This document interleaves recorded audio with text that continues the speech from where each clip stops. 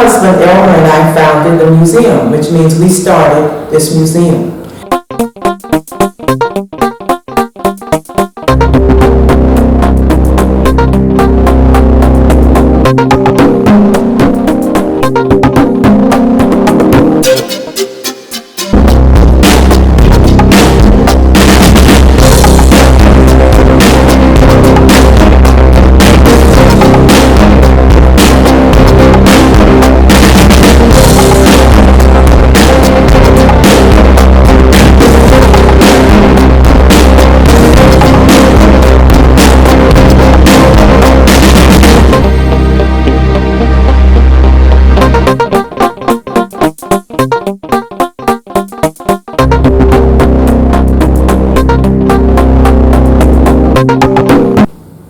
When I think about Ida B. Wells, two words come to mind for me: sassy and classy.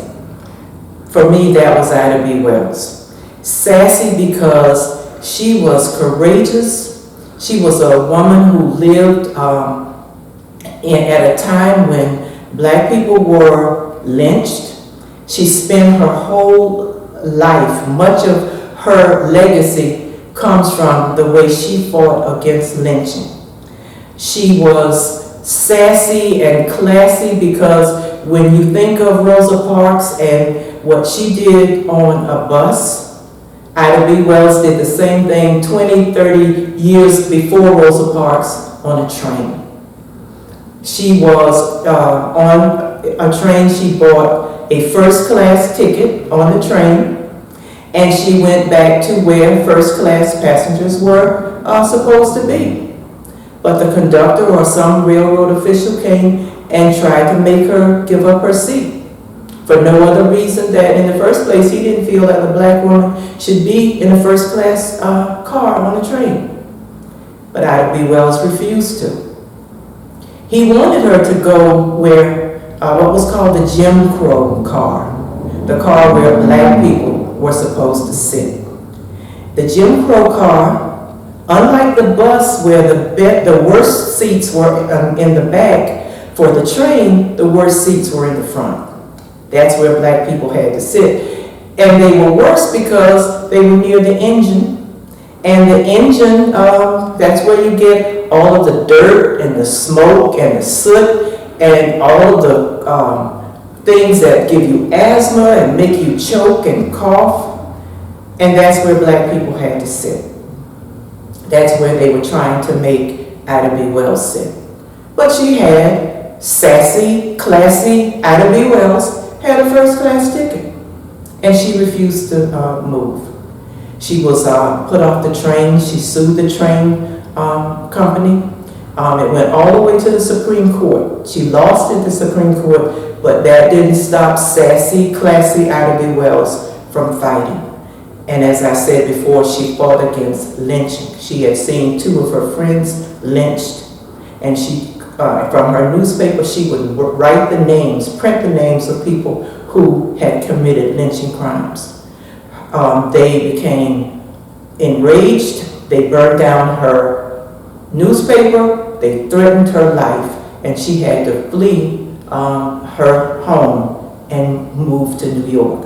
But sassy, classy Ida B. Wells, as soon as she got settled in New York, she started her paper again, fighting for her whole life against lynching and injustice and violence and discrimination and racism against her people.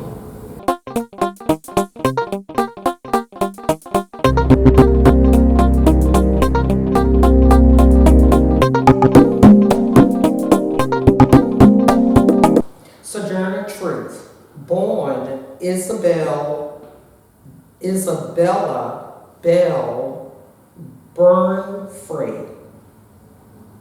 That was her slave name.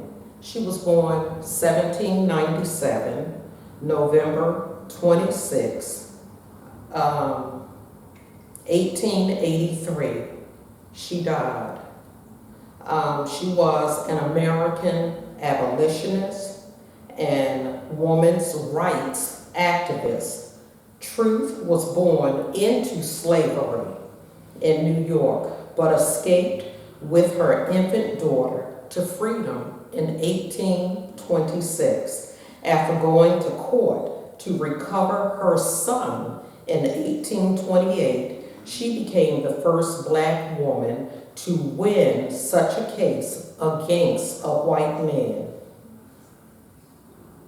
Her occupation was abolitionist, author, human rights activist. She gave herself the name Sojourner Truth in 1843 after she became convinced that God had called her to leave the city and go into the countryside, testifying the hope that was in her. Her best-known speech was delivered extemporaneously in 1851 at the Ohio Women's Rights Convention in Akron, Ohio. The speech became widely known during the Civil War by the title, "Ain't I a Woman?" A variation of the original speech, rewritten by someone else using the stereotypical Southern dialect, whereas Sojourner Truth was from New York and grew up speaking Dutch as her first language.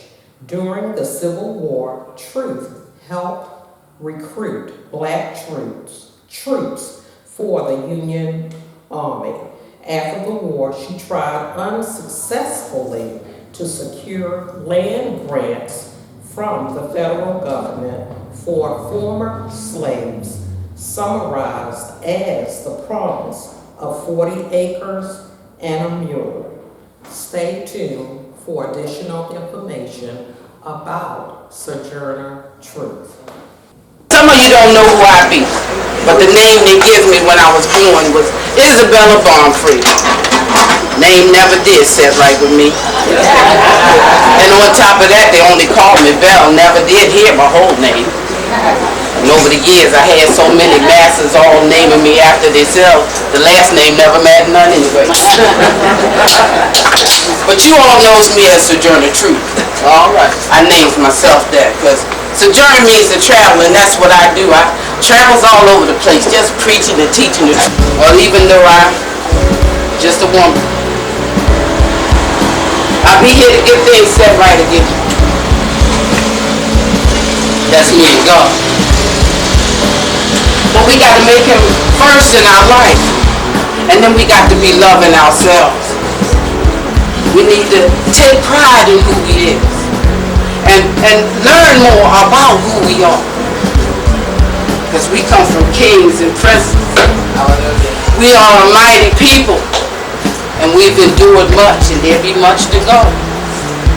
But we will be what we was meant to be.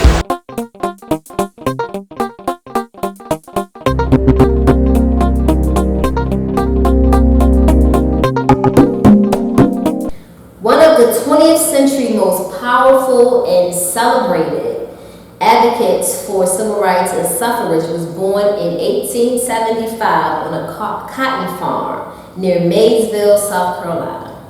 Mary Jane Mccloud was the 15th of 17 children of former slaves.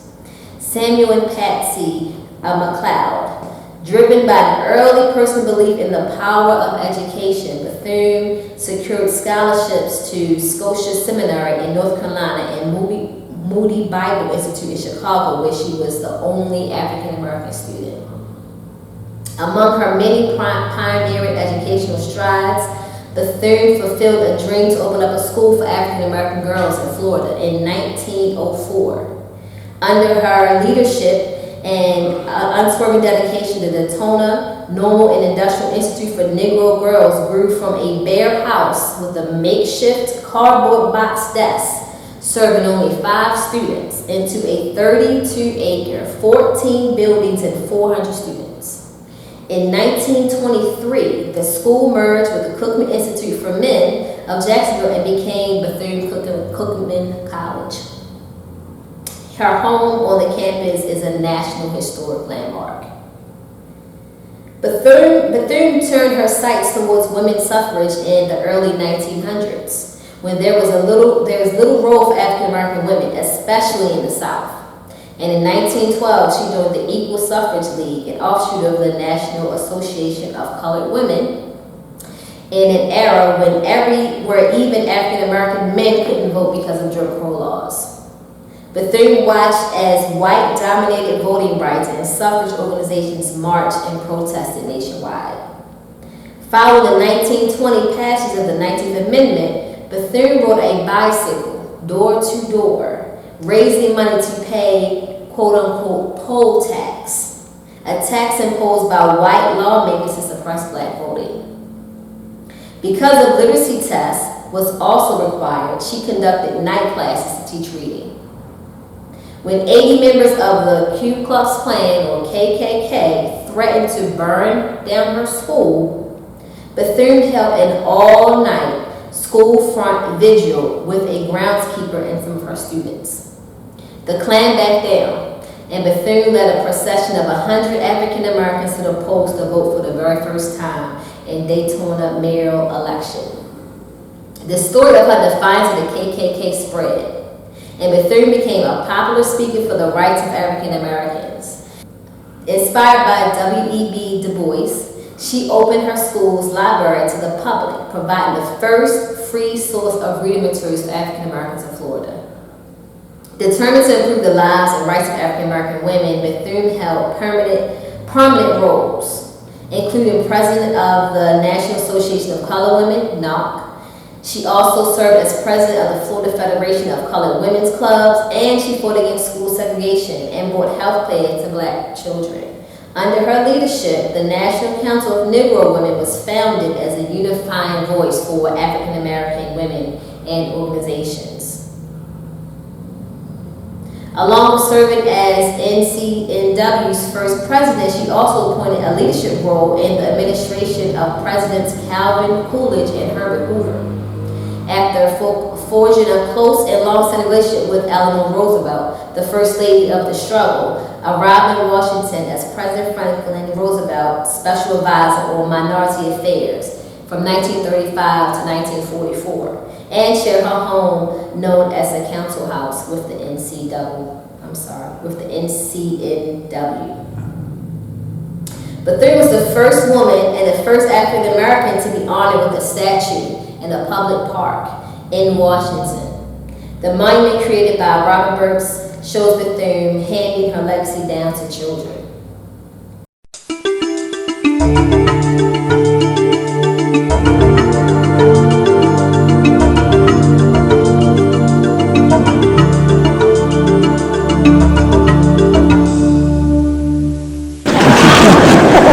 I kept thinking, how did I get picked to do the presentation for Dr. Mary Mccloud Bethune?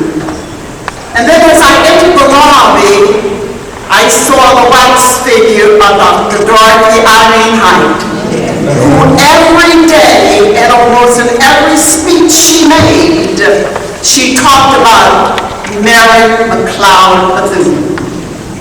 And that made me a little bit more. That school is offering more than 35 majors.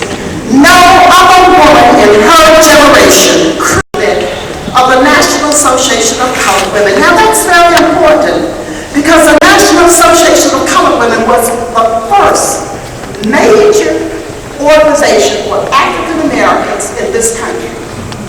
And for her to become president of this organization, at that time it had 10,000 members, and it was labeled as being the premier black women's secular organization in the whole world. She carried out her brilliant vision as an activist and carried out an activist role for women in both national and international arenas. But it didn't satisfy her. You know, she had to keep moving all the time.